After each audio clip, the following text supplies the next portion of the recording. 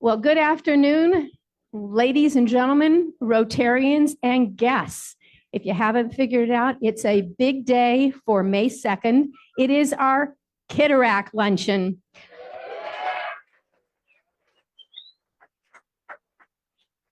Before we go on, would all the Kitterack officers please come forward and stand up here, please? And my name is Toni Kern, and I'm honored to be the president for the 101st year of the Las Vegas Rotary Club. And helping me do my job today is the president from the Kitterack Club. This way. Elena, and now it's you. There you go. Hi, my name is Elena, and the members of Kitterack have had an outstanding, generous year. Kitterack is special to all of its members, including myself, because we have made a lot of memories throughout this year, including helping people, having fun, and making the world a better place. We participated in the canned food. Participated in the canned food drive for the Salvation Army. We also organized the lollipop fundraiser where we are able to sell lollipops to raise money to donate to street dogs. Kitterack is always ready to jump in and help others in need. We will also be running games for our younger students at our garden party tonight.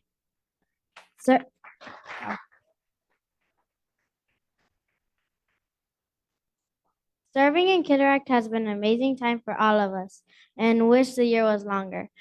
But we have had a good time and leaving knowing we had made a difference in many people's lives. Thank you.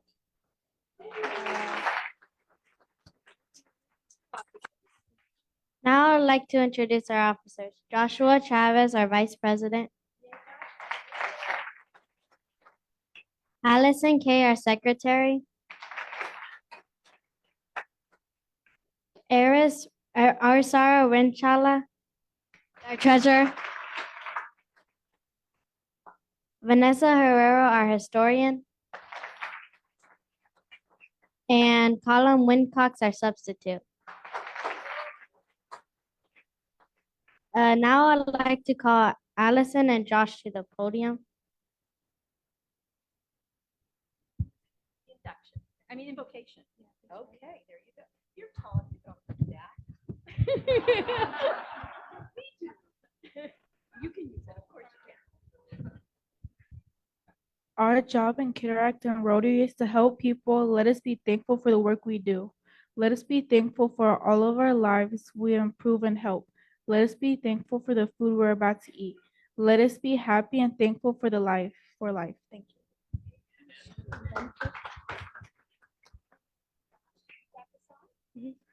We will now begin singing This Land is Your Land in 3, 2, 1. This land is your land. This land is my land. From California to New York Island.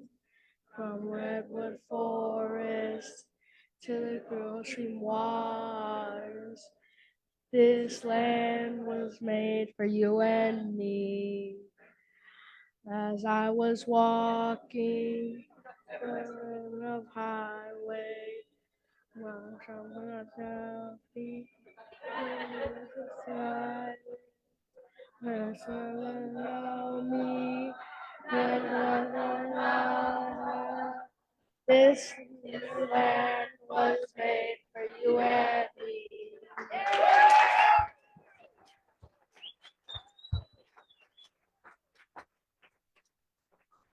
Now we will begin reciting the Pledge of Allegiance. Place your right hand over your heart, raise the flag, and begin with me. I pledge of allegiance to the flag of the United States of America and to the republic for which it stands, one nation, under God, indivisible, with liberty and justice for all. Jim, do you have enough pictures with everybody? All right. Thank you. Wow, this is going great. I like this. Maybe we can do this another week in a row. What I would like to do is a little bit out of order. I would like to introduce our head table. Come with me. We have with us today our speaker. Excuse me, my breath is there. Brenda Larson Mitchell, our interim superintendent. We have with us our director today, Melanie. What are you using? Muldowney. I'm sorry. We have with us Greg Manzi, Dr. Mike Barton, and Jeff Guys of NASA, and with me, the president of the Cataract Club. So let's go here and stand for a photo. You guys can stay seated because we're short.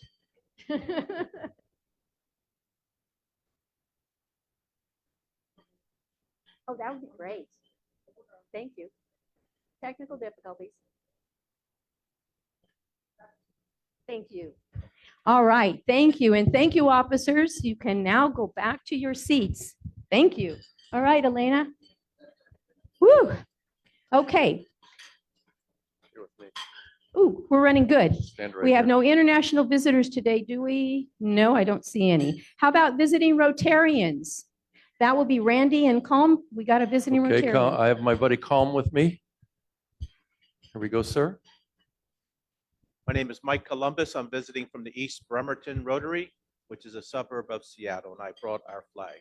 We have a flag ceremony.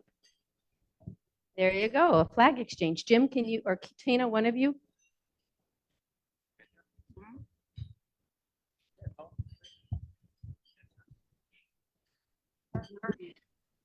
And one quick question, is it MBI? BNI. Do we have any members that are affiliated with BNI? Because Mike has a referral. So raise your hand if you are. Okay, we've got Mike. We've got Larry Rouse right here up in the front you connect with. And we also have, I didn't see who. Oh, okay. Good job. Moving right along. Do we have any guests of Rotarians today? Other than our kids first, any other guests? Okay, who, what, where? Okay, Jace. Okay, never mind. we're running into technical difficulties, me here. Okay, so for the education tables, can we do introductions there? Who's handling those? So Randy, I guess you guys can go around and you and Colm can do it. Okay. Why don't we start here? Hello, I'm Jerry. I'm Colum's mother. Very grateful to be here. Great. Hello, my name is Joshua. I'm the Vice President of Kitaract, and I'm happy to be here. Sarah Thornton. That's Sarah Thornton. Hi, hello. My name is Erica. I'm Callie Marquez. I'm the fourth grade teacher at Bracken, and I get to hang out with these kids for Kitaract. Yay. Okay. Hello, my name is Arsara and I'm in Kitaract. Hi, my name is Alice and I'm a Kitaract. My name is Aaron. I'm a Kitaract dad. Great. Hi, I'm Sandra Castillo and I'm Vanessa's mom. Great. Hi, I'm Vanessa, and I'm the historian in Kitaract. You guys need to speak up. Hi, I'm Stanika Svrtenovic, Principal Walter Bracken, and very proud of my crew here today. Yes, indeed. Hi, my name is Naomi, and I am Elena Salas, who is president of the Kitaract Club. Great. Welcome to all of our educators and people from Bracken. Do we have any other guests of Rotarians? All right, moving on to guests of the club. That's going down to Jason's end.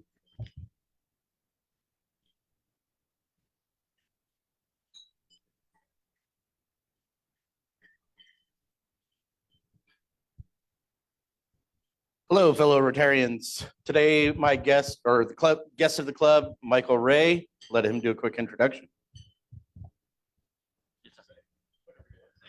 Hey, I'm Mike Ray. I'm a previous Rotarian from Memphis, Tennessee. I've been in the Valley for the last couple of years. Also a member of BNI, so this doesn't break any rules for me. Love to meet anybody I can. Love to serve the community. Well, you have connections. This is what it all Welcome. is. I have my guest here that is a friend and colleague, Kendra Gray, and I'll let her introduce herself as well. Thank you, Kendra. Hi, thank you guys so much for letting me be here today. My name is Kendra Gray. Originally from Utah, but I've been here for about 12 years. Bless you. Looking forward to getting to know all of you. Thank you. Any other guests of the club? Well, great. Have we missed any guests? With that being said, we're turning things up and different since we have our Kitaractors today. I would like to bring forward Jeff Geist to introduce our speaker.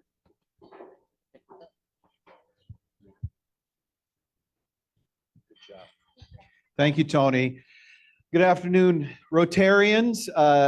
It's my honor this afternoon to introduce my good friend, long-term colleague, and our interim superintendent in the Clark County School District, Dr. Brenda Larson Mitchell.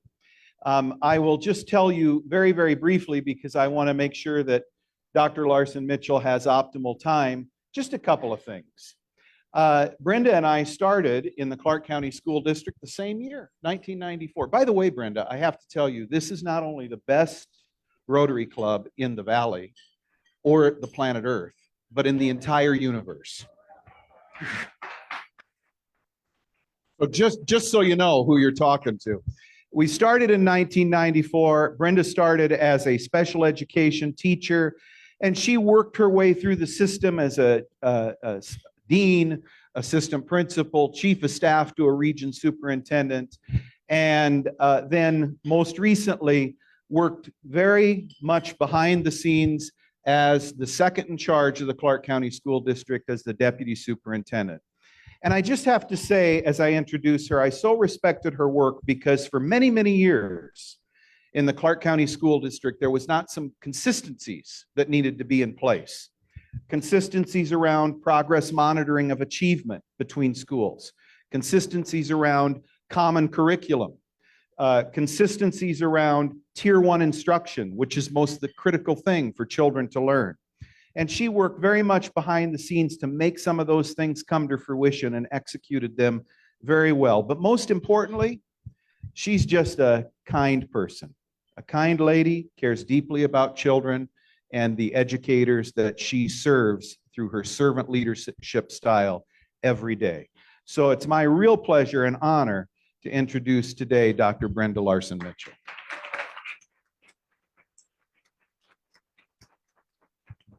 Thank you, Dr. Geis. It is a pleasure to be here at the best Rotary in the universe, right? Did I get that right? Okay. Thank you, Dr. Geis. Thank you so much for having me. It is a complete honor. I'm very humbled to be here with all of you today and just seeing the amazing students that I have the honor of serving every day, and their parents, and Stanica, who does an amazing job at Bracken, is just really special that you're all here as well. So thank you very much. So the Clark County School District, we are CCSD. We've had some turbulence lately. Yes, we have. So stepping in as the interim superintendent, we are moving forward together. Just a little bit, Jeff did a great job, a little bit about me, but to my core, I am about service and commitment to the Clark County School District. I have served here for 30 years. I moved here right out of college, took a special education teaching job, and I care deeply about the community. I care deeply about the Clark County School District, and I work really, really hard. I learned my hard work ethic growing up in rural Iowa. I walked beans. I detasseled corn. It was a lot of tough work, and that definitely prepared me for my career in education. I am very committed as a leader. I believe in servant leadership. As a leader, I know that my needs are last. The needs of the students, the educators, the parents, and the community come before mine. And that is how I serve every single day. So what does forward together look like? We have some culture and climate challenges, not only internally within the Clark County School District, but externally. So we are working very hard to build trust, to build relationships, to build bridges, and to build a sense of community. We have 300,000 students in the Clark County School District. We are the workforce. We are the future. We are the next generation, right? So we have to work on building our relationships, trust, bridges. I'm meeting with anybody who wants to meet, to be solution-oriented, to be positive, because we have to work together as one community for all of our children. So a little bit about me. I believe that kindness matters. I believe that kindness matters. How you treat somebody is what they will remember about you. Relationships are golden. Everyone wants to be significant. I operate that way every day. As a leader, if you're kind to people every day and one day you bite, what do people remember? The bite. How do we treat each other with kindness and be solution-oriented? I'm extremely reliable. I believe in integrity and definitely competence. I have, in the Clark County School District, 30 years, I've had many, many experiences. I've been a principal. I opened Lois and Jerry Tarkanian Middle School as a principal. I've also served as a principal supervisor, chief academic officer. Guess when I entered the deputy superintendent role? July 2020. What was happening in July 2020, right? COVID-19 flipped the 5th largest district upside down into distance education, right? So hard work, competence, and grit. This is my mantra every day. We must embrace every day with a sense of urgency because our kids are depending on us. Kids don't take kindergarten twice. They have one time to get it right.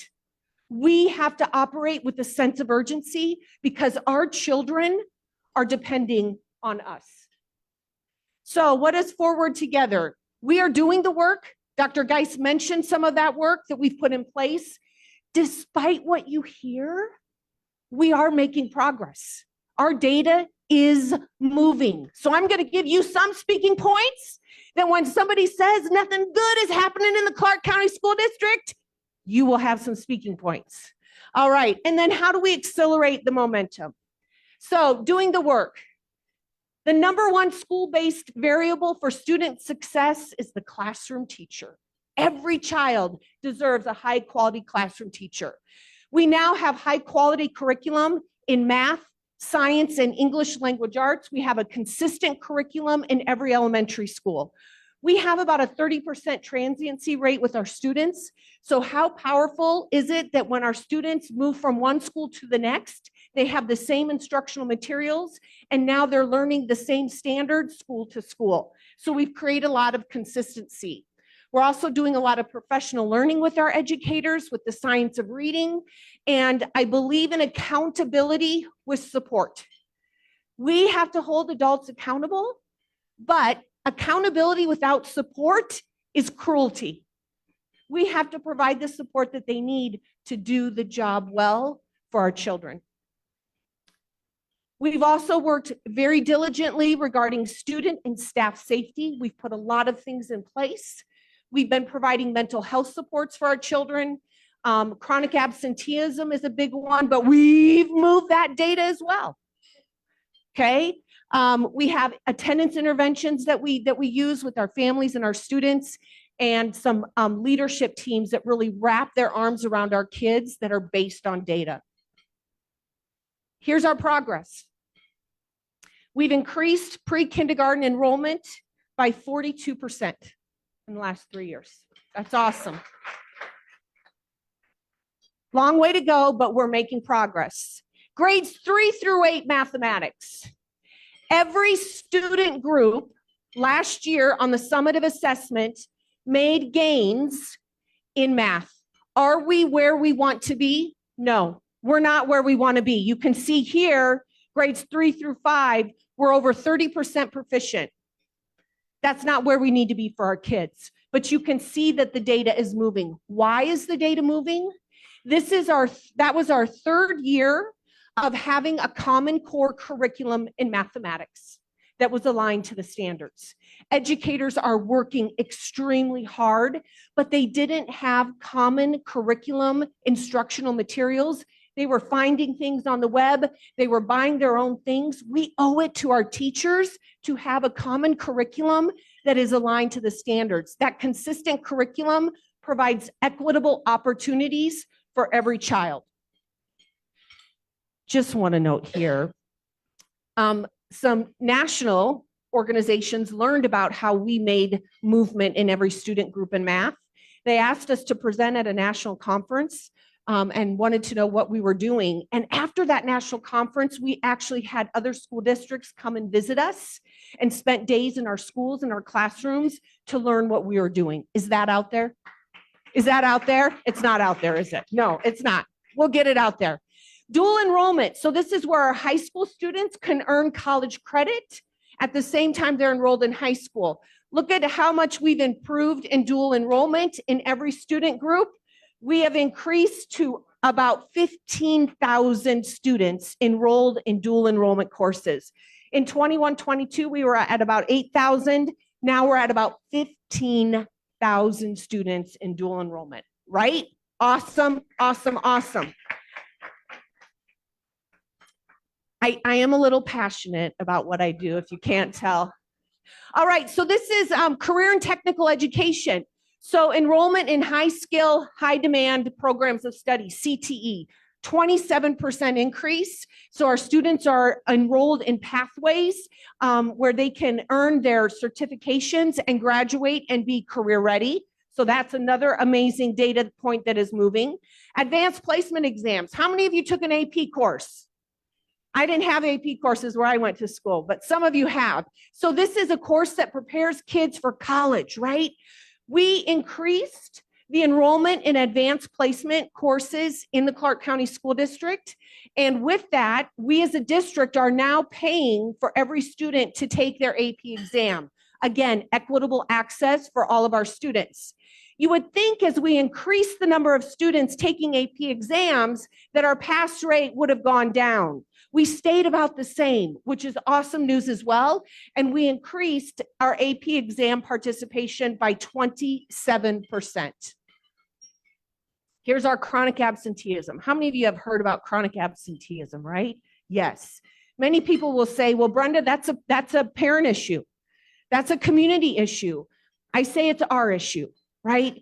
A lot of times you'll hear from kids, and the reason they aren't coming to school is because they sometimes don't feel like they have an adult that they connect with on campus. So we have a responsibility in that as well. But from semester one last year to semester one this year, we have decreased chronic absenteeism by 7 percentage points. So that's awesome news as well. We have an amazing magnet school program in the district. We have 36 magnet schools. One of them is in the house today. Go Bracken. Bracken won the President's Award just recently. Woohoo to Bracken. We had 34 school awards. How many magnet schools did I say we had? I'm going to see if you're listening. 36, 34 awards. Pretty good, right? Pretty good. We're doing great things. And we also had the 2024 National Magnet School Principal of the Year, West Career and Technical Academy. Also, Best Communities for Music Education, 25th year in a row. Who knew, right? We do great with performing arts. And also this year, we do have a family engagement center. Anybody remember where the old Bishop Gorman School was? Yep. Across from there, we now have a family engagement center where we help families who are new to our valley and navigate the Clark County School District. They were a Silver Award winner at the 2024 Magna Awards. College and Career Readiness Diploma. We had an increase in our College and Career Readiness Diploma, which is the most rigorous diploma you can earn. I will say our 4-year graduation rate beat the state. So we're making improvements in graduation rate. And also, April 19th, our 5-year graduation rate, we went up by about 1% and beat the state in our 5-year graduation rate as well. So great news. So how do we accelerate the momentum? I would say probably within 48 hours of being appointed the interim superintendent, I appointed the chief of human resources. Roanne Triana is our chief of human resources. She's about 6 weeks into the job. Right now, we have about 1,400 vacancies in teachers. So we are moving. Roanne Triana was born and raised in Las Vegas. She served as an elementary, middle, and high school principal. She has a sense of urgency, which we need in HR. So we know how important it is to recruit and retain our employees. I've talked a lot about building relationships and trust. Relationships are golden. It's important that we work collaboratively with the community and build that trust. One of the things, we had about $777 million in COVID relief funds. We did use some of that funding for mental health supports. With that ESSER funding going away, we had to cut some of those mental health supports, but the team really analyzed the budget, and we're bringing back some of those mental health supports for our children, because we know if they're not mentally healthy, they're not going to learn academically. So we're bringing some of those supports back. I just want to thank you for your partnership. Stanica shared with me all of the amazing things that you do to help her school, and I know that you do amazing things to help other schools. So we're very proud of the partnership we have with you and the other partnerships that we have with members in the community. So my commitment as the interim superintendent of the Clark County School District, I will always listen. I will always listen. Everybody has a voice. Everybody wants to be heard. Everybody wants to be valued and to feel significant. I promise to work extremely hard, putting students at the center of everything that I do. And I will do everything I can to improve our student outcomes and to build climate and culture and positive relationships every step of the way. I operate with empathy, and empathy to me is putting yourself in somebody else's shoes to really gain a sense of what they're going through in their lives. And then compassion, I act with compassion. Compassion is when you act upon that empathy. Anyone in here ever been to summer graduation in the Clark County School District? It's in August, summer graduation. We got some over here. It is my favorite graduation of all of them. It's about 400 to 500 students, and it's my favorite because it's 400 to 500 students who are graduating but have had extreme challenges to get where they are that many of us as adults would not have been able to overcome those challenges. So the summer graduation is at the New Orleans. So I'm running late because, gosh, I could get 2 or 3 more things done right before I get there. And I'm entering the back of the New Orleans to go to the summer graduation. And as I'm approaching the back door, I see 2 men, and they're arguing. They're in a heated conversation, and I'm running late. So I'm going up to the door, and I'm like, do I stop? Do I act? Okay.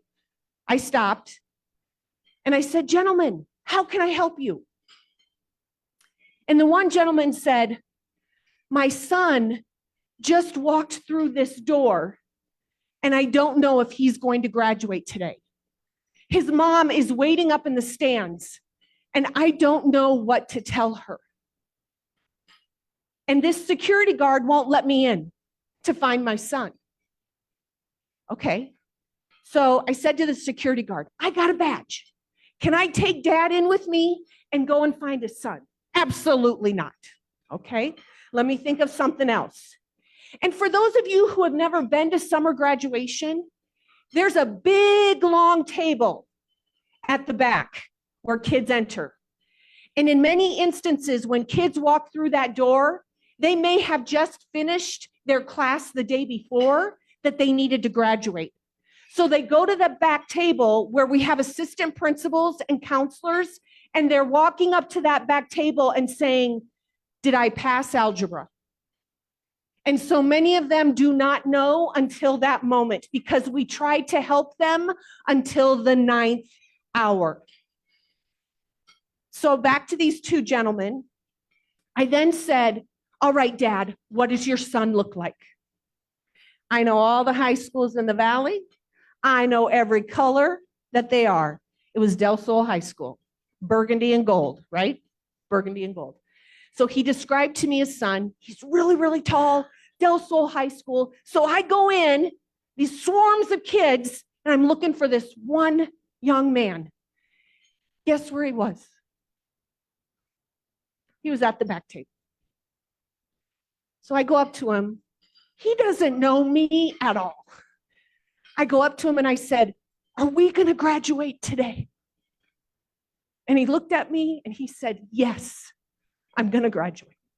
And I gave him, and again, he doesn't know me at all. I gave him this big hug and I said, okay, I'm going to go tell your dad.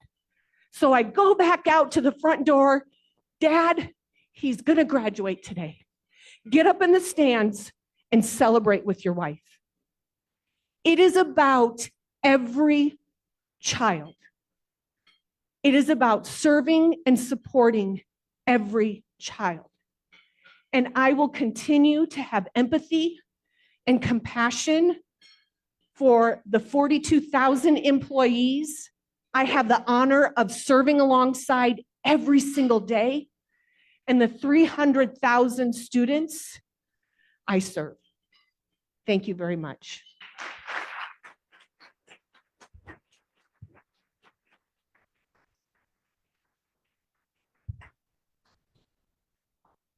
I'm following the children's lead, correct? I love that. Calm. You get to come with Randy, and everybody that has questions, the 2 of you guys are going to do it. Got Mike over here. No, okay. Okay, great. Here we go. Call me with my mouth full. First of all, thank you very much for coming and presenting to us today. If I can make a couple suggestions, you're a little laid back. You might want to step up your energy just a little bit. Love it. I know no other way to do it. This is just who I am, but thank you for the suggestion. Fantastic. Well, I have no children, which makes me an armchair expert. That said, it seems to me from the outside, one of the biggest problems that we have is something is our teachers, getting teachers and paying our teachers. Are we doing anything in that direction? Thank you. Mike, is it Mike? Mike, thank you for the question. Yes, so recently with negotiations, our starting teacher salary is now at 54,000, which is comparable for where we live. Gosh, all the days blur together. What's today? Thursday. So Tuesday, we launched a campaign, a recruitment campaign, where we're targeting Southern California. San Diego Unified, unfortunately, they're laying off teachers.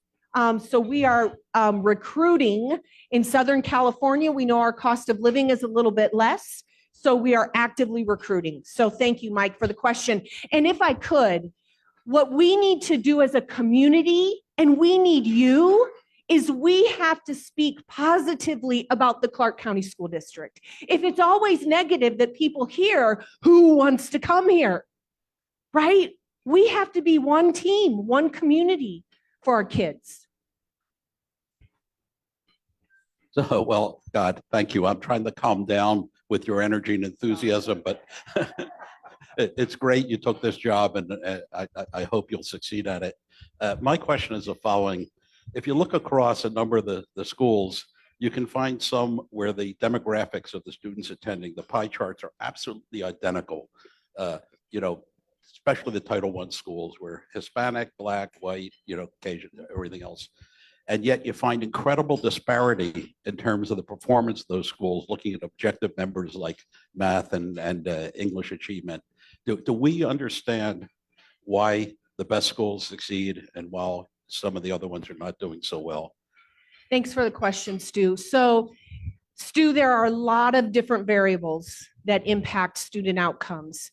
I will say, so in the Clark County School District, we have approximately 230 Title I schools. We have a total of 376 schools, so 230 are Title I. We have the amazing opportunity every day to serve all of our students. We have high expectations for all students. What I will say, Stu, what I think is a very important component of student learning is a common core curriculum. And Dr. Geis spoke about that. Because if we don't have a common core curriculum that is aligned to what students need to know and be able to do, if we don't have the resources they need that's aligned to that, they will not be able to master those standards. So it doesn't now matter whether you go to this school or this school, you are going to get those equitable materials, and we're seeing that achievement gains in mathematics. You look so familiar to me. I don't know why. Okay, no, okay. You saw me on a poster in the post Maybe, office I don't know. In my other life, a long time ago, the school district had a program to recruit, when they were recruiting teachers, that they would involve the community, and they asked individuals in the community to make phone calls. And I was involved with that for a short time. Is that something you're still doing? We are not, but what is your name? Stevie. Stevie, did you know? But see, I think that's a great idea. That's a great idea, Stevie. How long ago was that? 30 years, so predates me. Okay, that's a great idea. Thank you for that suggestion. Hi there. Hi. My comment is coming from someone. I was a special ed teacher for 38 plus years. You were? Yes, I was. Awesome. I retired about 15 From years the ago. Clark County School District? From the Clark County School District. Where? Green Valley High School, Spring Valley High School, Helen J. Stewart for mentally challenged. Where else? Well, thank you for Basic your high school, service. yeah. Thank So you. my question Do you want is- to come back and teach? We've got some openings. Name a school, right? Stanica's got an opening right back there. I'm sorry. I actually do, but it's been several years. I go over there and they go, "Oh, sorry, you're an old teacher. We don't want to. We're hiring all the new people from another country, et cetera." And I go, "What?" But anyway, so my question is again, like similar to Mike's. It's about the finances. I remember my first year teaching. I'm living in low-income housing. I'm making $700 a month take home. I didn't care because I'm going to do what I want to do. but now it's all changed. So we need to, why can't the casinos, they make millions and millions just on their parking fees, to which we, for us that have been in this town, we think is what? This is so strange, but what are they doing with all that money? It needs to go into education. I don't disagree with you, Michael. That is way above me. But let's keep advocating, right? Yes. Thank you for your service to our children. Greatly appreciate it. And you know what? Give me your number. I got a new chief of HR. So honestly, Michael. Hi, Kathleen. I'm Kathy again, and Bracken's my school. I know. But I was just going to say, I tutored for Spread the Word Nevada for years, and I had one particular kid that fascinated me because he was actually a very good student once we got him polished up a bit. And so I used to give him a $2 bill for every A he got on his report card that year. It turned out this poor kid was taking his money home and he was helping his mother pay the rent with the money. Is there any way of giving some sort of monetary support to these really marginal on the line families that these kids, if they do better, can actually make some money? Thank you for the question. When we had our $777 million of COVID, we looked into that, of how we could maybe pay parents, right, to get their kids to school and compensate them. And we ran into a lot of red tape with laws and so forth, but we had looked into that previously. But thank you for the suggestion. Hello, I'm over here. Hi, Brenda. Nikki. And I really want to bring home a super important point that Brenda has made. And Jeff talked about it too. How many in this room had textbooks in their classrooms when they were in school? Yeah, right? I was an assistant principal about 10 years ago now, which, wow, it went fast. Guys, when Brenda talked about downloading materials from the internet, we did not have a math program. We did not have a textbook for math. That is so important because everybody in this room is working from a context of having a textbook, having a common curriculum. If you happen to change schools 30 years ago, you went and you just picked up that same textbook. And oh, by the way, you were even able to bring it home. That's a very novel concept today, guys. Very novel concept. How do you expect those numbers in achievement to increase when you do not have a common curriculum across the school district, when kids do not have textbooks? 3 years now, Brenda, is that it? Only 3 years. In one subject. In one subject. Have we finally started to fix that? So Brenda mentioned the numbers in achievement are not where they need to be. That's the reason why. And it's going to take a heck of a lot longer than 3 years of having a common curriculum and a textbook before you really start seeing that achievement. Please, please, please understand that when you hear the horrible news and the things that you hear. Just no question. I just had to, as I said when I first started talking, I wanted to bring that point home. Thank you. Can I ask a quick question myself? What's your name? Randy. Randy. So I'm married to a teacher, retired. Yay. My She wanna daughter-in-law is come a back? teacher. No, she came back once actually in the last Okay, crisis. Thank you. But there were two things that really stood out over the last 5 years with the former superintendent. And the first one was dropping the minimum grade to 50%. And from what I've heard, sort of the scuttlebutt, because all my wife's friends are teachers, it's gamed. Okay, it's just gamed. And then the second thing is the superintendent's, one of his 3 goals from the, the Board of Education was to reduce suspensions. And that was gamed. And I think maybe the previous superintendent sort of, I know it was salary based, but I think part of the loss of support was based on safety in the schools. So if you were the permanent superintendent, what would you do about both of those? So thank you for the question, Randy. With the grade reform, that would be like a whole day conference on grade reform. I will say, being the number two, rolling out grade reform, we did that during COVID, and I was kind of across the room going, we went too fast on grade reform. I would say that we went too fast on grade reform. We had a lot of professional learning that needed to be done before we rolled out grade reform. The second question, Randy, with the school safety features. So currently, as the interim superintendent, I work very closely with Dr. Barton, who's here with us today, and we have a safety working group. And we have put a lot of systems and structures in place to promote the safety of both our staff and our students. Two things that will be new next year is, how many of you think that cell phones and social media can be a nuisance to learning? Okay. All right. Woohoo, I heard. So what we are implementing next year in all of our middle school and high schools is a cell phone pouch.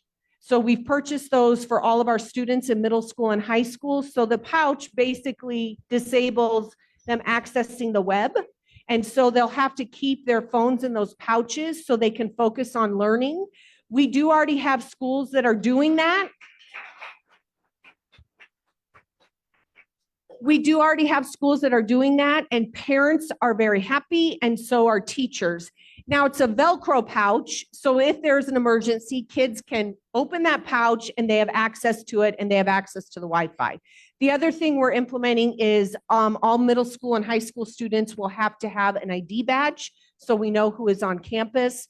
We've also worked very hard to do single point of entry. We've put fencing around our portables. We have Centegix, which is a badge where educator pushes the button 3 times and it automatically calls 911 and dispatch.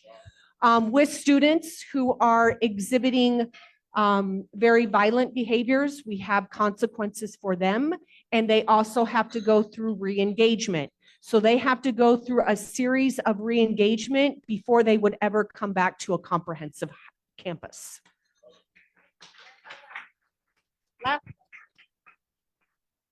That was the last question. You run a very tight ship. I love it. I love it. Very structured. Thank you so much.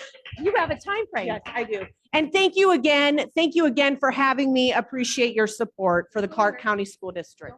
No, I'll stay right here. And you right here.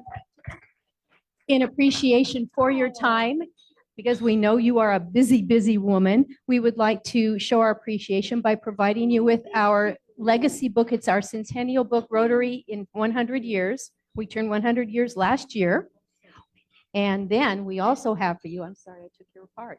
We have a Salute to Service Award, which represents a donation made in your name for the USO Family Support Services. Shake her hand. How about a hug?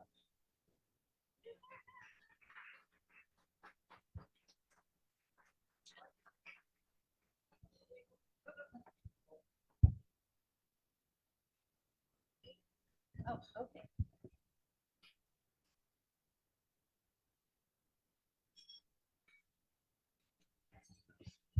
Thank you so much for being with us, and I hope you make your next one. Wonderful. All right. So now, thank you to Dr. Brenda for doing this. It was an amazing, amazing presentation. Now at this time, before we keep moving on with our regular schedule, I'm going to do one quick thing, and then Elena's going to start doing her thing with Calm and Randy. I would like to take this opportunity first, our Lowry servers, all Lowry servers, attention. We would like to thank you for the amazing job all of you did last week at our valedictorian lunch. What you folks did, the number of people you served, and with such grace and ease that you did it, we thank you so very much, and thank you to Lowry's. Also, doing this meeting, come on, stand up here with me. See, she's just as tall as I am. This meeting could not have been done without a lot of help. First, I have to say kudos to Callie, you and your crew. Amazing, amazing. I've only seen this from that side, never this side, and you made it all so smooth. So thank you, and thank you to the officers of the Kitterack Club. For setup today, we had Kathy Mahan and Robert Mars. For greeters, we had Nikki Junium, Vera Dolan, and our kidder actors, Vanessa and Arisara. So thank you so much. Our guest table greeter was Lynn Eng. Our ticket sales are off the roof. Bob Pizer, Ed DeMonico, Karen Wisenhunt, Sean Norda, and others were doing that. So thank you for that. Our photographer today, past president Jim Tucker. Our scribe today, Aaron Campillo. Our AV team, Stu Lipoff, and welcome back, David Jones. Our teardown today, Tucker Sappington, who I always keep calling Rodney Sappington, so I'm sorry. Michael Williams. And our sergeant at arms today, give a round of applause for past president Randy Campanelli and Calm Wilcox. Okay, so now we have a birthday table. So Calm and Randy, we're going to the birthday table. You're going to get the names of everybody who's celebrating a birthday this month. And then we've got Sidra Kane, who's going to sing happy birthday. So Sidra, you might want to position yourself over there.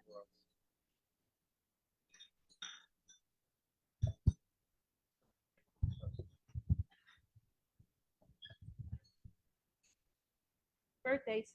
Yes, ma'am. Name, address, blood type. Serial number. Yep. Routing number. Keep Mike going. Newborn, been in the club 4-ish years, was in another club in San Diego. Many of you know me, and that's all I probably need to say. May 29th. Thank you very much. Did you give your name? Do I need to? My name is Bert. Hi, Bert. Hi. I've been in this club almost 5 years. Previously with Connecticut. I started the club when women were just about to be accepted and professions had to be limited to one person per profession. Since I was a toy engineer, I had no problems. I will be 87 this month. I just returned late last night from a trip from Japan, Taiwan, Hong Kong, Vietnam, and Singapore. Wow. And I better sit down before I fall asleep. My name's Renee Gamero, a 8-year Rotarian, 6 of those years here in Las Vegas. Rotary's always one of the highlights of the week, and the best people in Vegas are here. So thanks for celebrating my birthday with me. I'm Vera Dolan. I've been a member since January. And I've enjoyed every meeting that I've been here, and there's no way I'm telling you my age. Hey, I'm Larry Cohn. I've been a member for about 1.5 years now and enjoying every second of it. I appreciate all the new relationships that I've developed, and it'll be my last year in the 60s.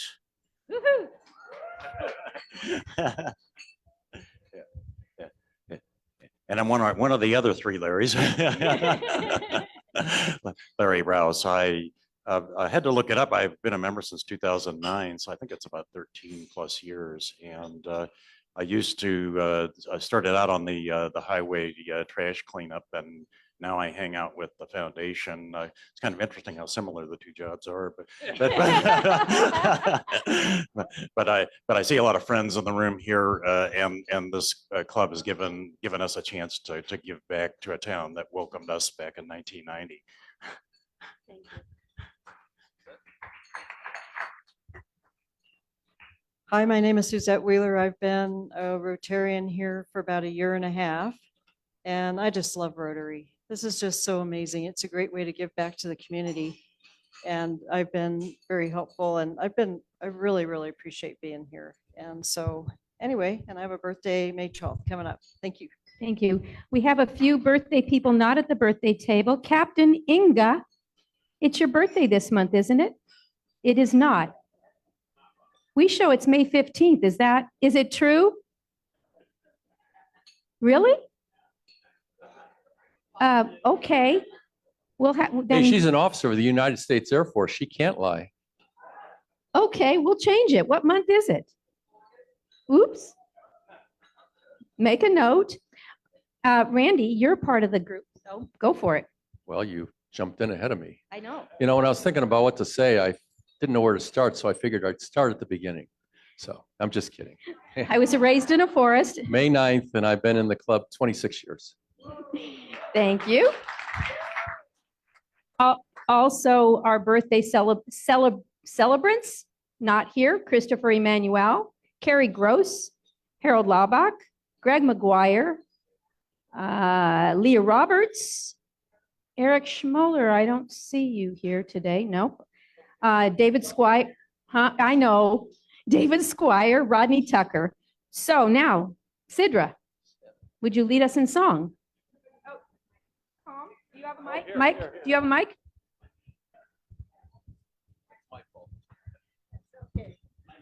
Okay, this isn't just me. You're all going to join in and sing happy birthday to this lovely table over here.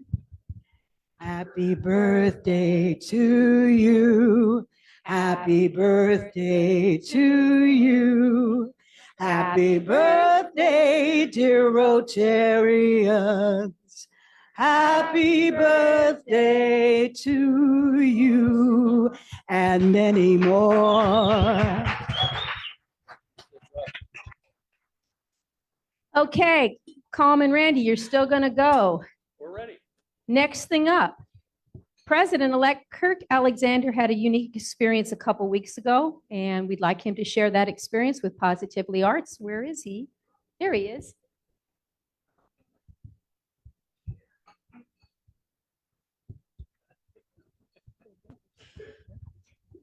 At the end of last year, in October, we made a grant to an organization called Positively Arts.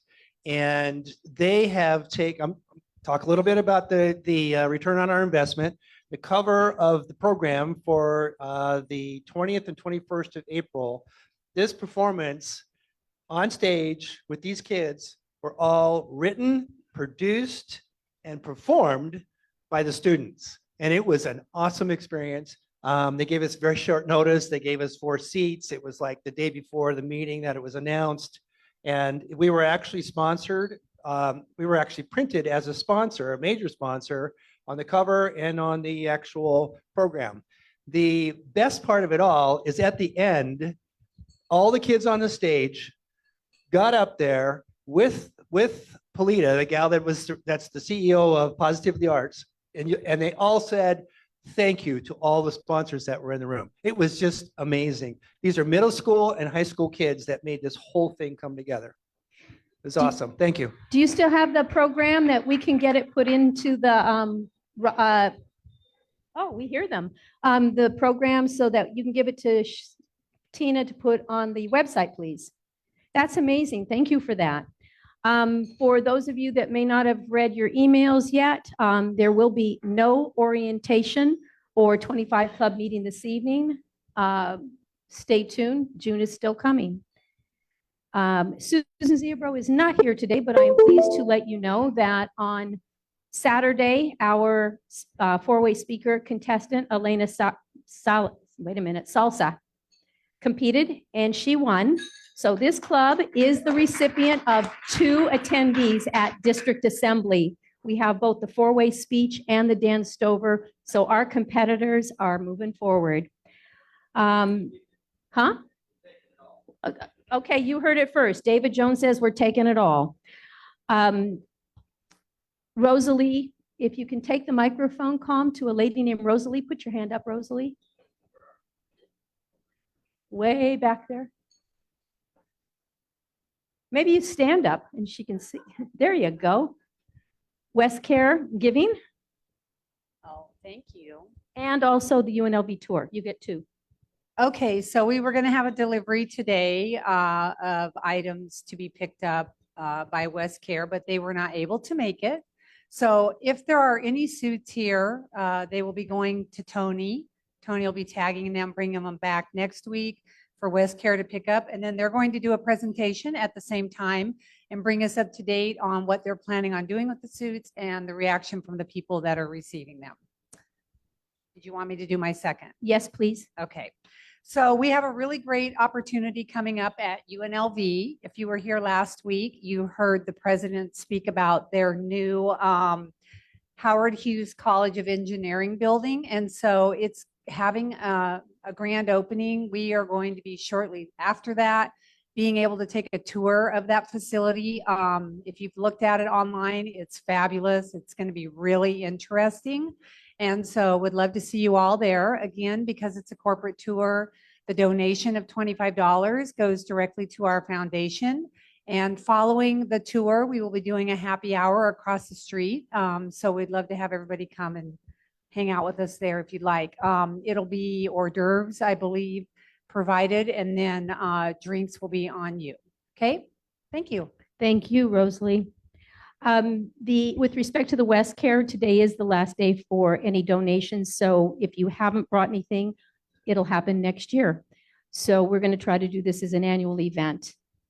Also, for May 12th, today is the last day for sign up for the Smith Center Nevada High School Musical Theater Awards. I have to give our count and the names to the Smith Center today. So if you want to go, it's on May 12th at 3 p.m. You need to sign up in the Green Book. If you don't, I can't include you, and we will not have extra room at that time.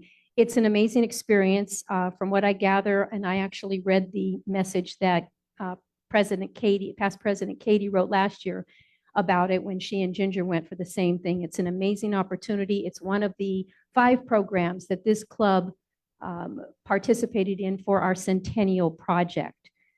And last, for me, on June 1, we are going to have a multi-club Rotary Park cleanup and family picnic. Greg McGuire is in charge of getting that organized. So if you don't have it on your calendar yet, we should be getting the sign up soon. We have at least 7 clubs that are interested in participating, and the city of Las Vegas is collaborating with us. They have done an amazing job. They're getting the permitting for us. They have everything for the cleanup set up. All we have to do is show up, clean up, and have fun with our family and friends at a picnic. Next up, Larry, do you want to talk about the beach cleanup? Larry Cohn, if you find him calm, I'm sorry. All right, it's time for our annual Lake Mead Beach cleanup coming up on June 8th. Everything is set up. You'll get through the gate free of charge. So you won't have to pay to get in. And we plan on being there at 7:30 a.m. doing the cleanup, then having a picnic and a party. There's some watercraft that will be joining us for members, and thank you for that timely donation to add to the fun. We'll look forward to seeing everybody over there, and until then, enjoy. And last on the announcements, Rampur. Did you bring your flags? Where are you, Rampur? You do have them. Okay, so Rampur has a special presentation for us today. You're going to come up here? Okay, then he's going to come up here. Okay.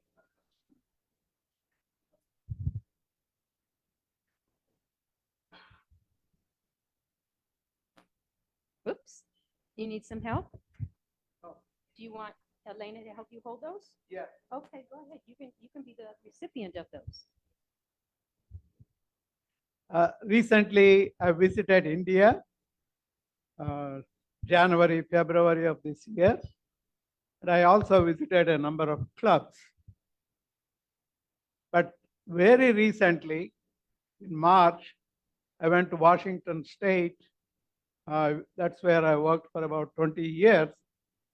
And that's where I was club president as well as district governor. And the mother club that I was in, I was there for 20 years. And here is the banner. They presented it to me. So with great delight, I would like to present this to our club president, Tony.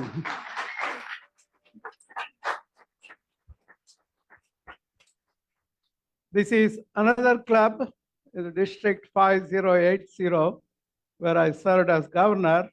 This is Pasco Kennewick Rotary Club. They also presented a banner to me. So I will do the same thing and pass it on to our club president, Tony. Thank you all. And thank you, Rampur. Anytime, it's my pleasure. Thank you. Okay. Does anyone have any idea what's up next? Yeah. Okay. So now's the time. Spread all your tickets, put them in numerical order. Spread them out, numerical order. President Elena, what? Okay. Elena's going to read the last four numbers. She's going to say them slow, loud, and proud. So, okay, so Karen wants 5, you want 4. How many do you want?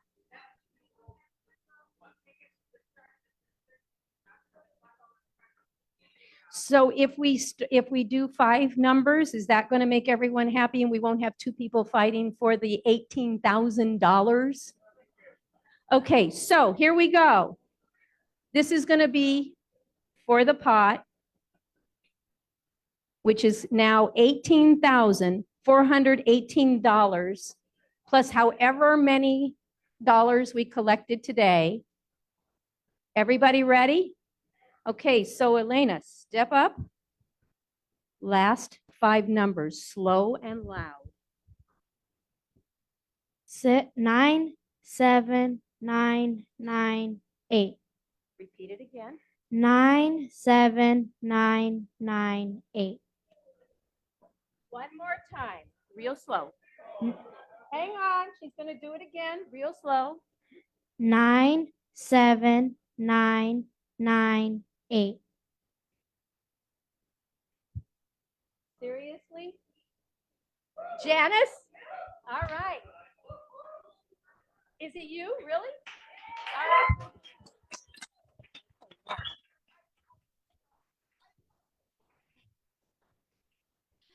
So this is our president-elect. I'm done soon.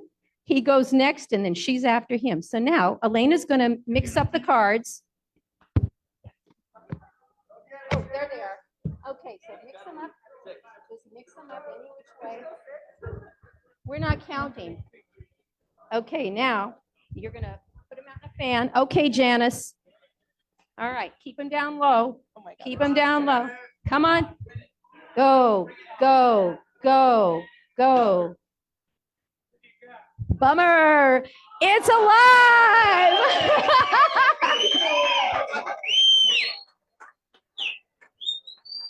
We're going to take a picture. We hand her $10.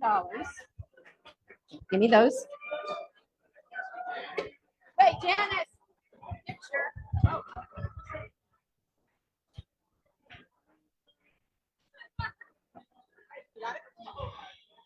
Okay, so I think I'm going to get very close to Brock's number. I'm working on it. I mean, how many more can we do? All right. Now Elena's going to read the last 5 numbers for the Lowry's bucks. Do it just like you did before, real slow. There you go. 9, 8, 0, 8, 8. 9, 8, 0, 8, 8. What? Hey, Tanya. Now you're going to give her these. Make sure she's got the right number. Check her out. Check her out. Is that the same number? Yeah. Okay, now you give her that. And then we take a picture. Turn around, turn around. Picture, picture.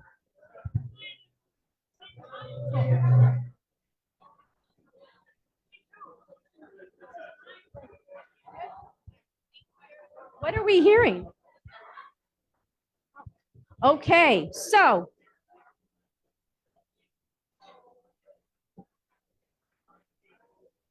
guess what? We're way ahead of time. What do you want to do?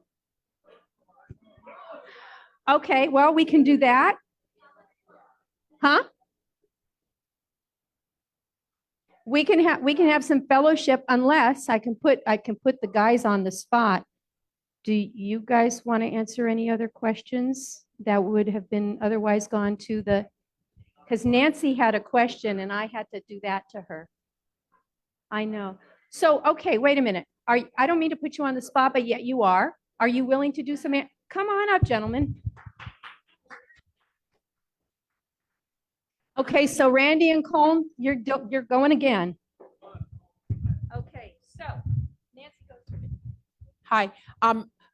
Well, I actually have two questions. The first question is, since she's the interim, are we going to make her our superintendent? She's got energy, and I think that's what the job needs. Yeah, I got to tell you, Nancy, I've worked with Brenda for the Right. last 25 years. Right. I know the board right now is in the process of doing a national search, and sometimes these things ebb and flow, national Right. search, local. Brenda is the candidate, and locally we need that. She knows the community. That's right. She's so wonderful. So Yeah, so I hope she gets it. Well, because she cares about the community, She and very someone much else does. coming in doesn't always she care. knows the community. She'll hit the ground. Right. She's already hit the ground running. Right. Let's be honest. I know. My next question is, because I'm a realtor and there's quite a few in the room, plus businesses, one of the concerns we have in our field is our education level. We're always at the bottom of the rack. I noticed she gave us some great stats. Is that going to move us up in the numbers? Absolutely. Like when you think about where we are ranked in certain things, I think there's always this information. There's a report that I always tell people to read. It's a kids count report. And many of the things that we're low in, yeah, we need to improve test scores ultimately. But there's things like pre-K access, right? We're trying as a district to increase those seats. But if you don't have it funded by the legislature, it sort of puts the whole state behind. Or even the family education level. That's another indicator that sometimes puts us at the bottom in comparison to other states. So we're definitely, with her leadership, we will move the needle on those things that we can control, whether it's the test scores or even increasing dual enrollment, which Brenda talked about that. Dual enrollment is where we provide opportunities for our kids to get high school and college credit at the same time. So that's just phenomenal. Kids can leave the Clark County School District. They can have already an associate's degree and go on to college and then become, successful in our community. So thank you for the questions, Nancy. Thanks, Randy. Hello, I have a question too, to follow up on what she said. When they hire a national search firm, they want money up front. There's a deposit involved, and it's very expensive to recruit somebody that's going to make $300,000 or $400,000 a year. So who are the board of the school board? Who are these people? Yeah, exactly. Who are these people on the board? Because sometimes I question who they are and what they know. And number two, $54,000 a year is not a livable wage in this town anymore. I don't care what anybody says, because I have people that work for me that can't live on 50 or 54,000. You can't rent an apartment for less than $1,700 or $1,800 a month, and everything else. So who comes up with that number? And they should do a job profile search to find out just how much it costs to live here, and then decide what salary they're going to pay a teacher. Totally agree. Yeah, no, I think while Brenda, it's great points. I think a couple of things to hit the salary first. 54,000 is, you're right. We need to go even further than that. But just giving some context historically, I was a teacher in the Clark County School District, 1998. My first contract was 24,000. I came out in February, meaning my contract till the rest of the year was $8,000. So I had to work on the weekends. I was one of those guys. Remember Taylor Herb's Car Wash? They're still around.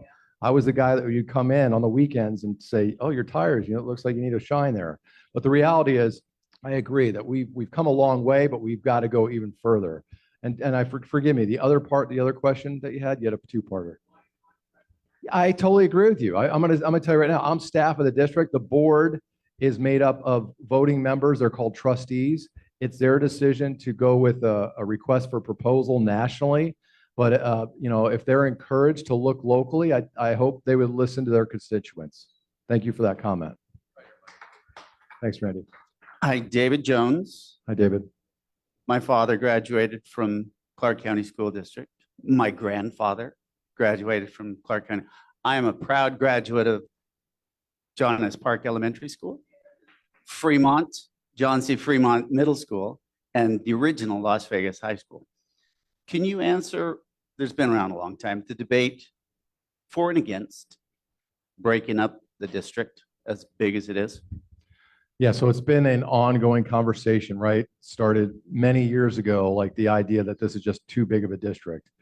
I think that financially, it's tough and complicated to break up the district, thinking about the municipalities. You think about North Las Vegas, comparing North Las Vegas to county and the strip properties and just the revenue.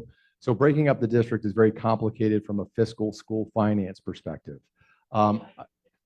AI can fix anything, but the reality is we believe that having, the economies of scale is a good thing for a district, for taxpayers. Thinking about those tier one instructional materials Brenda talked about, when you're a big district like us, we can buy that in bulk and save a lot of money. So the economies of scale.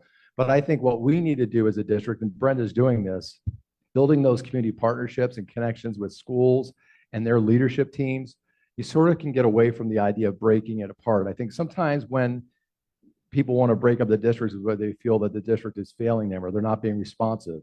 And under Brenda's leadership, it's about building relationships and bridges. And if a constituent calls the office, they're going to get a call back and there's going to be some kind of action to ensure that they're felt their child is being served by the district. So it's a complex issue, but it keeps coming around, like you said. So I wanted to thank Dr. Barton for, Dr. Barton is Brenda's chief of staff. And what's the rest of your title, Mike? I keep it a chief of staff. I had a long title before and it was like a book. So I just keep it at this. Well, and he's an educator. He opened West Prep many years ago. I thank you for getting up impromptu and answering some questions. But if you could elaborate, Dr. Barton, you touched on it. I always found it stunning as a member of our community that schools were rated to a degree based on the educational level of parents. Could you explain that a little bit deeper to the crowd here? Yeah, so you think about, thank you, Dr. Geis, the idea that we have this school performance framework where schools are provided with star ratings to show how they're important. Don't get me wrong. You've got to have some level of accountability. We'll say it all day long. You can't have no accountability, then things get out of control. But the reality is, let's build an accountability system where educators, teachers, principals, the superintendent can be held accountable for what they're in control of. The reality is, yes, we're working very hard and diligently to get that chronic absenteeism number down. But frankly, everyone needs to be involved in that, whether it's the county, the cities. To get kids to come to school, that's a parental responsibility. And so we need our partners where there are potentially sanctions against parents to say, you're not bringing your child to school. There are truancy laws on the books. But guess what? At the end of the day, they see a judge, no teeth on those laws. Let's be honest. They go see a judge, it gets thrown out, and really there are no sanctions against that parent for not providing that education by bringing them to school. I feel it's tragedy, really, when you think about a high school student, they have more control and they can get on the bus or they can drive their car or walk to school. I worry about those first graders that they're relying on that parent to come to school. But ultimately, educators are on the hook in that school performance framework with different points that need to be given and calculated. But again, the school, we do our best to move those numbers in the right direction, but we need parents' help, especially for that first grader to get them to school. Hopefully that addressed the question, Dr. Geis. Thank you, Randy. This is not a question, more a point of reference.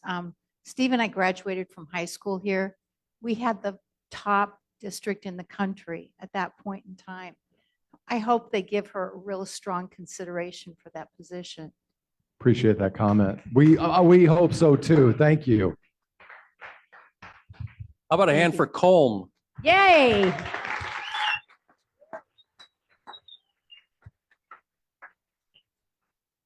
I could not be more proud. I've never been a parent, never will be, but to see what we saw last week with our valedictorian luncheon of what those young people are doing and to see these fourth graders, my mind is blown. We know we have a good future.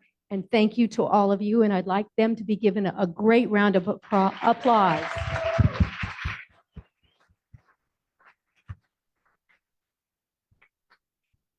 Okay, we're right about on time. So to accomplish great things, we must not only act, but also dream. Not only plan, but also believe. Get ready. See you next week, and meeting is adjourned. One more, give it a hot. Yay, there you go.